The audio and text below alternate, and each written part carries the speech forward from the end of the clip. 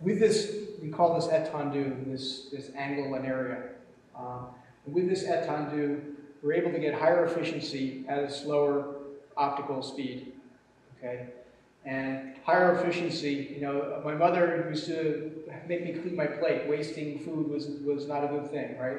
And same things with wasting light.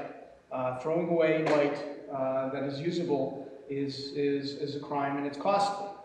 Okay, you're paying for the laser, you're paying for the lamp, and you try and capture as much of it as you possibly can. So the efficiency is really important. Lasers enable you to get this higher efficiency.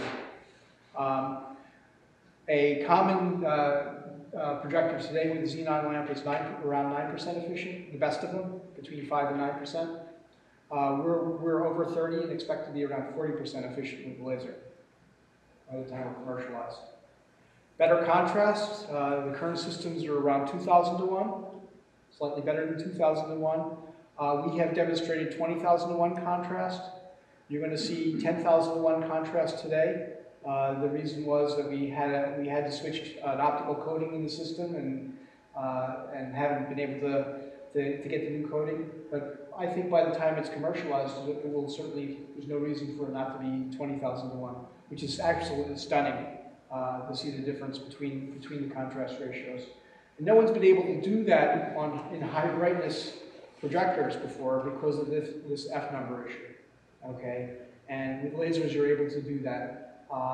Because it's always an issue of how bright you can be versus and how efficient you can be, versus contrast ratio.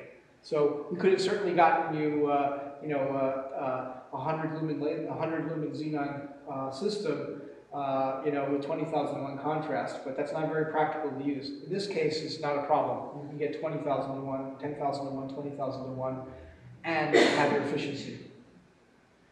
Better uniformity across the screen. We have a flatter uniformity. We have less drop off on the edges. As a particular point, when we say 14-foot Lamberts on the screen, we're actually delivering all the way out to the edges. We're not, it's not a hot spot in the center where we're delivering this.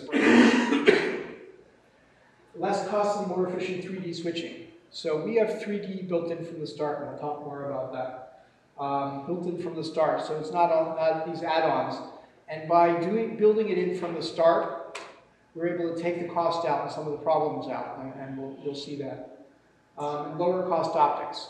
So the lower cost optics, as I mentioned, because of the F number.